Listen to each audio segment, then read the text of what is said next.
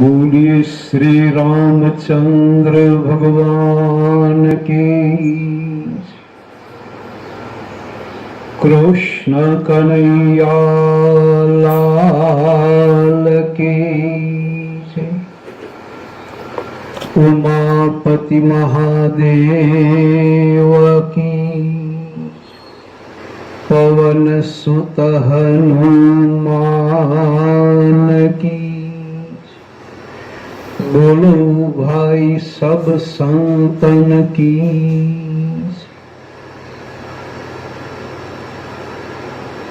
આજનો પ્રસંગ સંત ભંડારો અને ભંડારાનું કેટલું મહત્વ છે એ સંત નાભાજી, સંત તુલસીદાસજી એ બંનેના મિલન પ્રસંગમાંથી આ દર્શન થાય છે. આ મંગલમય કથાનું નિરૂપણ સંત પુલિક મહારાજે બહુ વિશેષ કર્યું છે. તો આજે ભંડારા દર્શન, સંત ભંડારો એ વિશે થોડું દર્શન કરીએ. સંત એ સંત છે, સાધુ એ સાધુ છે. સાધુઓના સ્વભાવ સરળ છે હંમેશને માટે. સાધુઓ સંતોષી છે. તુલસીદાસજીએ સાધુનો મહિમા ગાતા લખ્યું છે. સરળ સ્વભાવ નમન કોટિલાઈ,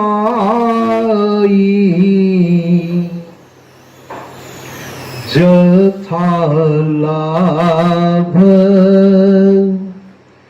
સંતોષ સદાઈ.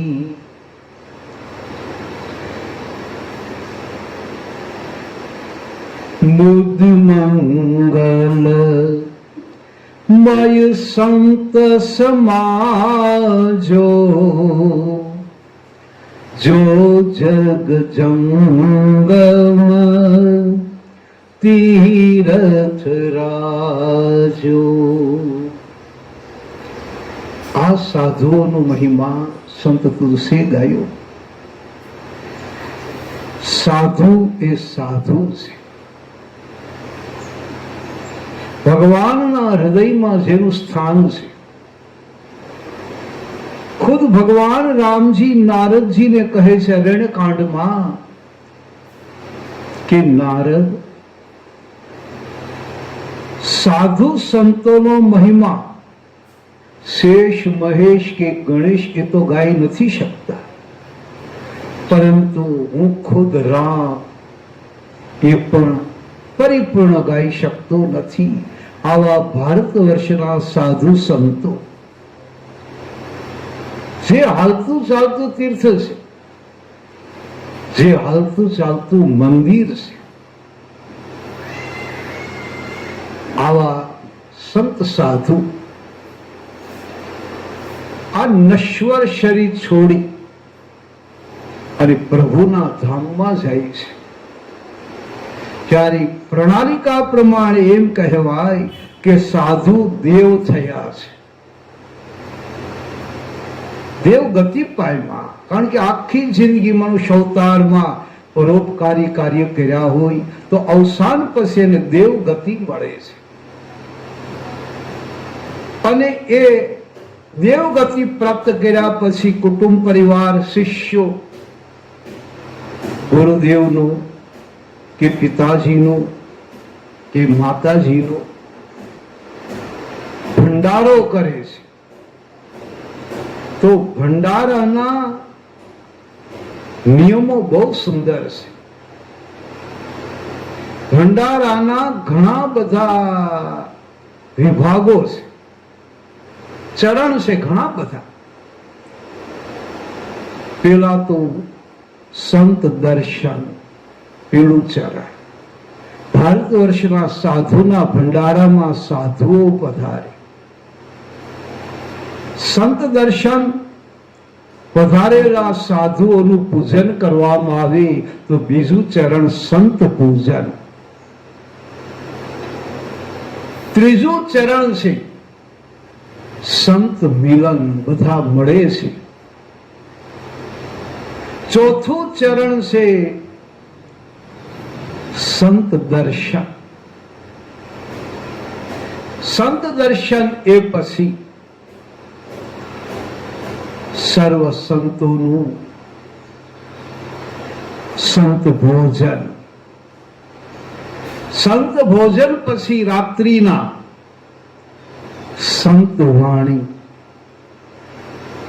અને સંત વાણીના માધ્યમ દ્વારા સર્વ સંતોની સ્મૃતિ, બધા સંતોને યાદ કરવાના. ગુરુ પરંપરાના સંતો હોય તો ગુરુ પરંપરાના મહાત્માઓને યાદ કરવાના. ગ્રહસ્થી સાધુ સમાજ હોય તો એ પોતાના સમાધિસ્થ મહાપુરુષોને યાદ કરે. સંત સ્મૃતિનો દિવસ એટલે ભંડાર. આ સંત ભંડારો એનો તો અપાર મહિમા છે, જે અનગિનત મહિમા છે.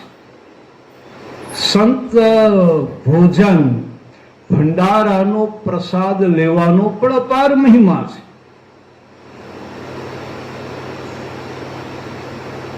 આવા સંત ભંડારા વિશે આપણે જોઈએ. એકવાર સંત તુલસીદાસજી પરિભ્રમણ કરતા કરતા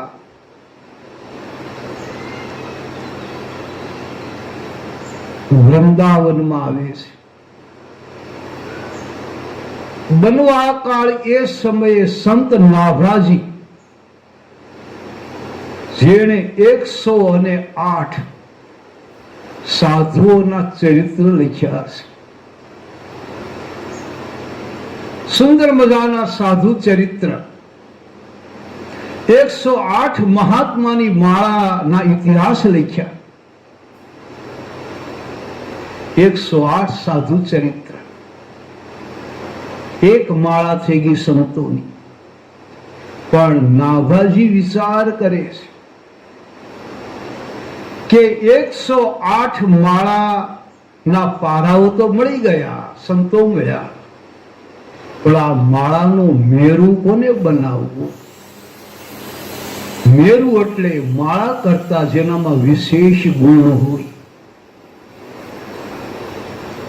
જે સાધુઓનો પણ સાધુ બની શકે. તો માળાનું મેરું કોને બનાવવું? અને યોગ્ય વ્યક્તિને જ બનાવાય,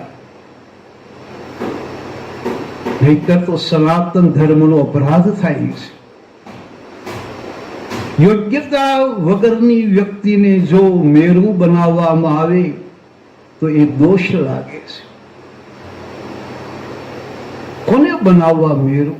કોણ એવું સુપાત્ર વ્યક્તિ હોય?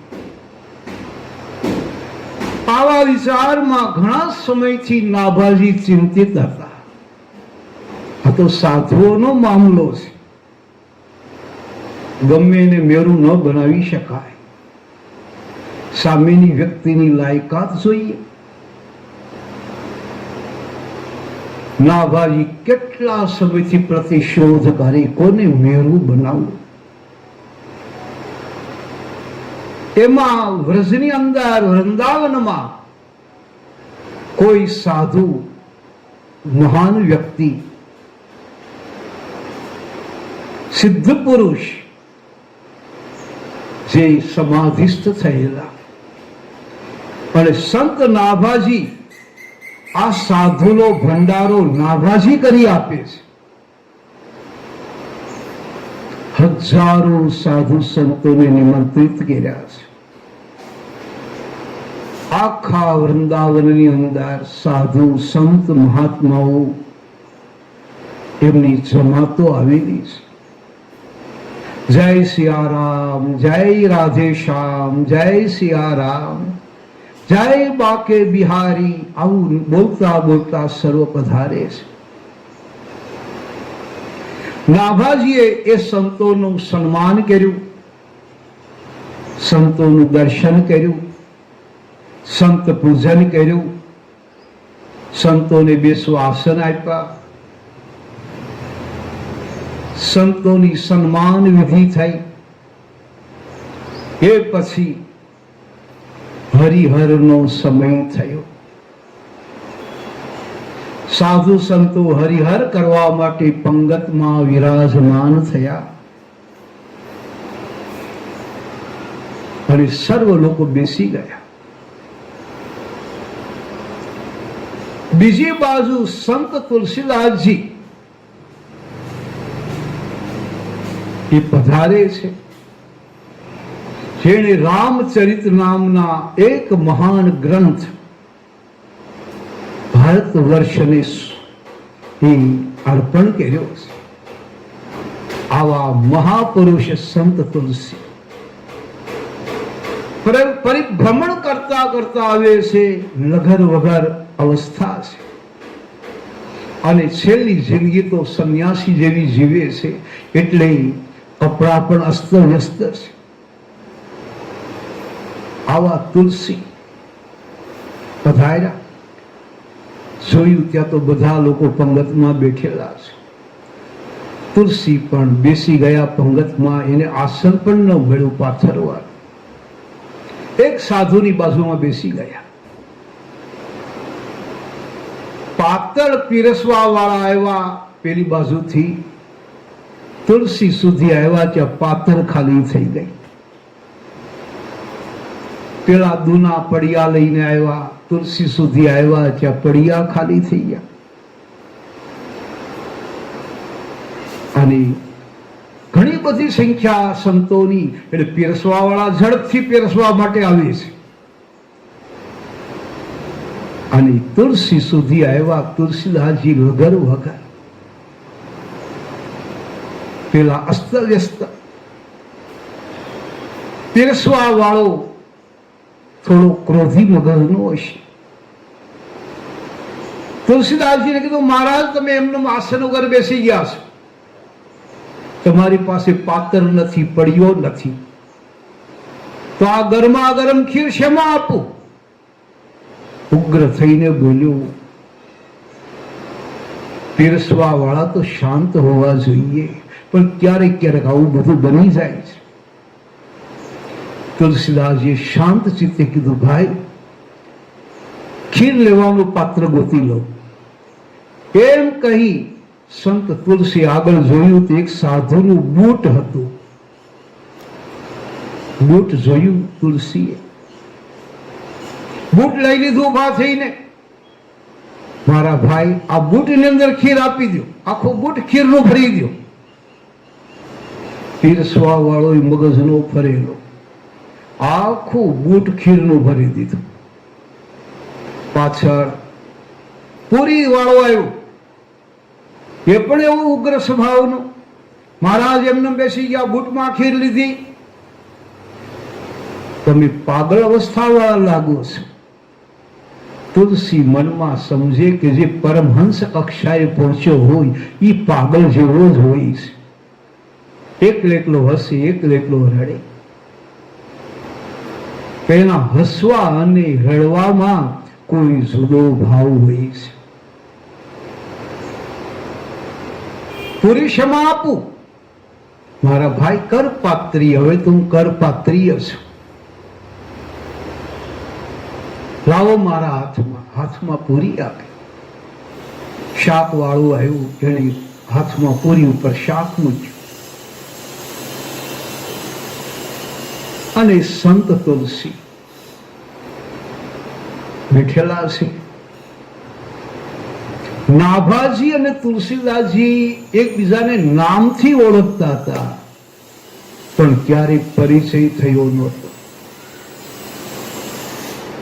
નાભાજી માળાના મેરુની પ્રતિશોધમાં હતા. આટલા બધા સાધુ આવ્યા, આજ જો માળાનું મેરું મળી જાય તો એ મારા રામ મારી મહેનત સફળ થાય.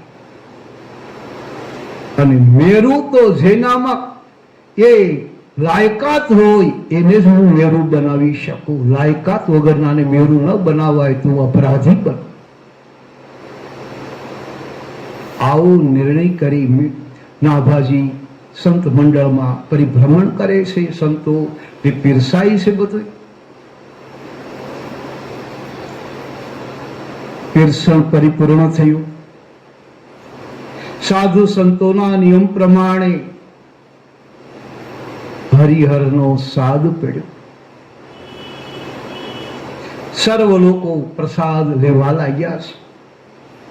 પણ સાધુઓની પરંપરા, સાધુઓ પ્રસાદ લેતા હોય ત્યારે સાખીઓ બોલે. આપણું તુલસી સાખી વગર કેમ જમી શકે? તુલસીદાસજી સાખી બોલ્યા, સુંદર સાખી બોલ્યા તુલસી. तुलसीदास जी बोले और तुलसी जाके मुख से धोखे हो निकसत राम ताके पग की भगतरे मेरे तनु को चाम सियावर रामचंद्र की जय रघुवीर रामचंद्र की जय उमापति महादेव की जय पवन सुत हनुमान की जय बोलो भाई सब संतन की जय। तुलसी बोला, तुलसी जाके मुख से धोखे हु निकसत राम। तुलसी जी कहे કે કોઈ પણ વ્યક્તિ પોતાના મુખ દ્વારા ભૂલમાં પણ જો રામનું નામ લેશે તો આ તુલસી એના શરીરનું ચામડું એના બૂટ બનાવવામાં, જોડા બનાવવામાં આપી દેશે. મને રામનું નામ આટલું પ્રિય છે. આટલી જ્યાં સાખી બોલ્યા ત્યાં નાભાજી જોઈ ગયા, ઓહો આ લેહકો તો તુલસી નો જ હોય, તુલસી જ છે. આ મેં નામ સાંભળ્યું હતું પણ તુલસીને જોયા નહોતા કદી. આજ એના સાખીના લહેકાથી ખ્યાલ આવ્યો કે આ તુલસી જ છે. સંતને ઓળખી ગયા. નાભાજી દોડ્યા અને જોયું ત્યાં તો બૂટની અંદર ખીર, હાથમાં પૂરી, શાક અને ભાવથી પોતે સાખી બોલે છે. આ દ્રશ્ય જોયું નાભાજીએ એકદમ ઉભા થઈ ગયા, નજીકમાં તુલસીને ઊંચા કર્યા, ઉભા કર્યા અને બે સાધુઓનું મિલન થયું. અને સંત મિલન, બે સંતો ભેગા થયા, બે સંતોનું મિલન. તો આપણા સંતો લખે છે और चार मिले 64 खिले 20 रहत कर जोर हरिजन से हरिजन मिले तो बिहन से 7 करोड़ सियावर रामचंद्र की जय। नाभाजी ने तुलसी નું મિલન થયું. 4 મિલે, 2 આંખ નાભાજીની, 2 આંખ તુલસી, 4 આંખ ભેગી થઈ, 4 મિલે 64 ખીલે. બંનેના મુખમાં 32 દાંત હતા, 32 નું 64. ચાર મિલે 64 ખીલે, અને બંને જાય સામસામા હાથ જોડ્યા. એક વ્યક્તિના 10 આંગળા હોય હાથમાં, તો બે વ્યક્તિના 20. ચાર મિલે 64 ખીલે, અને 20 રહત કરજોર. પણ હરિજન સે હરિજન મિલે, બે ભક્તો એ ભક્તો ભેગા થાય તો 7 કરોડ. માણસના એક શરીરમાં 3.5 કરોડ રૂવાડા છે, તો બે સંતોના મળી 7 કરોડ રૂવાડા પુલકિત થયા. બે સંતોનું મિલન થયું, રોમ રોમમાં આનંદ થયો, રોમ રોમ પુલકિત થયા, 7 કરોડ રૂવાડા પુલકિત થયા. એટલે આ સાખી આવી. 4 મિલે 64 ખીલે, અને 20 રહત કરજોર. હરિજન સે હરિજન મિલે, તો 7 કરોડ. નાભાજી તુલસીનું મિલન. અને તુલસીદાસજી ને તો ઇતિહાસ જાણતા હતા નાભાજી. તુલસીનો એક ઇતિહાસ, જેને મેરુ બનાવવાની લાયકાત. તુલસીદાસજી નાની એવી ઝૂંપડીમાં રહેતા હતા કાશીનગરની અંદર, ગંગા કિનારે. તો રાત્રિના ચોર લોકો આવ્યા ચોરી કરવા માટે. પણ ચોર લોકોએ જોયું કે 2 ધનુષધારી યુવાન પુરુષોમાં સિંહ સમાન ચોકી કરતા જોયા. તુલસી તો ઘસઘસાટ ઊંઘે છે. ચોકીદારોને જોયા, ચોર લોકો ભાગી ગયા. પણ વિચારે કે સાધુના ઘરે ચોકીદાર કોણ? બીજે દિવસે આવ્યા, તુલસીના ચરણોમાં વંદના કરી, કીધું બાપજી, અમે રાત્રિના ચોરી કરવાના ઈરાદે આવેલા હતા, પણ 2 પુરુષોમાં સિંહ સમાન ધનુષધારી 2 વ્યક્તિઓ ચોકી કરતી.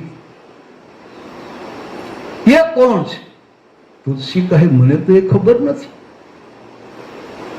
આંખ બંધ કરી ધ્યાન મુદ્રામાં જોયું તો રામ લક્ષ્મણને જોયા. તુલસીદાસજીની આંખમાં આંસુ આવ્યા. તો સાધુ હૃદય છે. અરે, મારી ઝૂંપડીની અંદર 3 વાસણ છે, વસ્ત્રો છે, બીજું તો કઈ છે નહીં. છતાં મારા ઘરની ચોકી કરવા માટે રામ લક્ષ્મણને તસ્તી લેવી પડે છે.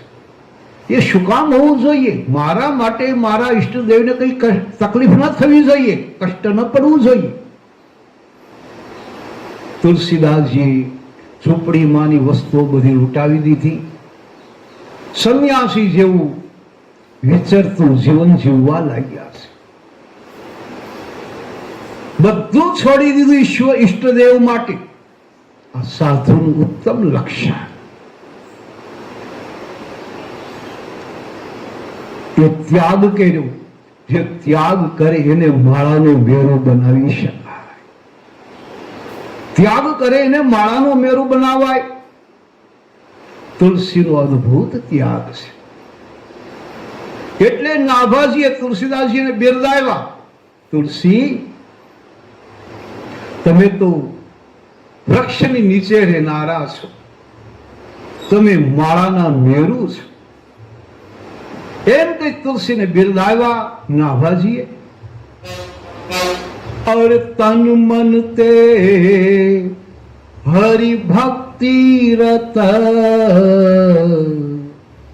तरु तर किए निवास राम नाम सागर जपता कविवर तुलसीदास सियावर राम चंद्र की जय. તન મન તે હરિ ભક્તિ રત તરુતર કિયે નિવાર, રામ નામ સાદર જપત કવિવર તુલસીદાસ. રામને કષ્ટી ન પડે એટલે ઝૂંપડીનો પણ ત્યાગ કર્યો. નાભાજીને ખબર છે આ તુલસીદાસજીને ભોજન કરાયું. સંત મંડળ તો ભેગું થયેલું જ હતું. સંત સભા ભરાયેલી છે. સંત નાભાજીએ જાહેર કર્યું કે મારા સાધુ સંતો મહાત્માઓ વંદનીય, તમારા ચરણોમાં કોટી કોટી પ્રણામ હો. હે મારા સાધુ સંતો, હું નાભાજી મેં 108 સાધુ ચરિત્રના વ્યાખ્યાનો લખ્યા છે. એક માળા સાધુની કરી છે વ્યાખ્યાન લખીને. તો હું માળાનો મેરુ ગોતતો હતો. મેરુ કોને બનાવ? આવા મોટા સાધુઓના વ્યાખ્યાનો લખ્યા હોય તો મેરુ થોડાક વિશેષ ગુણવાળા હોવા જોઈએ. કોને બનાવવો કેટલા સમયથી હું શોધતો હતો. પણ મારા સાધુઓ વૃંદાવનમાં ભગવાન બાકે બિહારીની હાજરીમાં આવી સંત ભંડારામાં મને માળાનો મેરુ મળી ગયો છે. અને હવે હું માળાના મેરુ તરીકે સંત તુલસીનું નિરૂપણ કરું છું. સંત તુલસીદાસજી માળાના મેરુ બન્યા. નાભાજીએ કેટલો સમય પ્રતિશોધ કરી, કારણ કે મેરુ યોગ્ય વ્યક્તિને જ બનાવાય, જે ધર્મની ધુરાને જાળવી શકે, એને જાણી શકે, એ લોકોને આપી શકે જ્ઞાન દ્વારા. એને જ માળાનો મેરુ બનાવી શકે. એટલે મેં આજે હું તુલસીને માળાનો મેરુ બનાવું છું. સમાજમાં રહેલા દરેક સાધુ સંતોએ હાથ ઊંચા કરી અને રાજીપો વ્યક્ત કર્યો. ધન્ય હો નાભાજી, તુલસી સમાન માળાનો મેરુ બીજો તો કોણ મળે.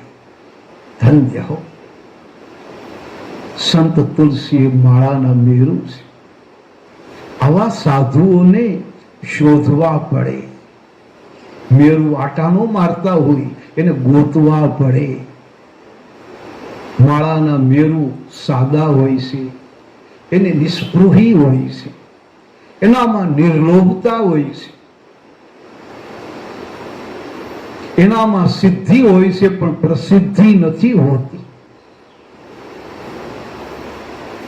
એ ભગવાનના ગુણગાન ગાનારા છે. આ માળાના મેરુ,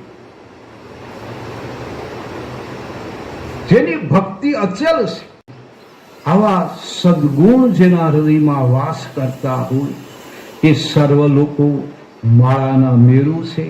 અને આવા માળાના મેરુ આપણને ભંડારાઓમાંથી જ દર્શન થાય છે. કોઈ એવા છુપી ભક્તિ કરનારા, કોઈ એવા સાદા વેશવાળા, કોઈ ભજનાનંદી, કોઈ પરમહંસ એ ભંડારામાં હોય જ. એ ખૂણે ખાચરે બેઠા હોય અને એને ઓળખવા માટે નાભાજીએ જેમ પ્રતિશોધ કરી એમ આપણે પ્રતિશોધ કરીએ તો જ માળાના મેરુ મળે. તો આ સંત ભંડારા દ્વારા માળાના મેરુની શોધ થઈ. અને સંત ભંડારાનો જે પ્રસાદ છે એ અમૂલ્ય પ્રસાદ છે. એ સર્વ લોકોએ એ પ્રસાદ લેવો. એ પ્રસાદ એટલે કૃપા, અને કૃપા થાય તો બધા દુઃખોનો નાશ થાય. તો ભંડારાની ભોજન એ પ્રસાદ છે, એનો હંમેશા માટે સ્વીકાર કરવો. અને જે સાધુ સંત મહાત્મા હોય એને બે હાથ જોડીને પ્રણામ કરવા. એમાં કોઈ પરમહંસ પુરુષ બેઠો હોય એને આપણા પ્રણામ પ્રાપ્ત થાય તો આપણે ખૂબ સુખી થઈએ છીએ. આ સાથે સંત મિલન, સંત દર્શન, સંત પૂજા, સંત વાણી, સંત ભોજન અને સંત સ્મૃતિ, સાધુ સંતોને યાદ કરવાનો આ ભંડારો, તો એ બધા અંગ ભંડારાના છે.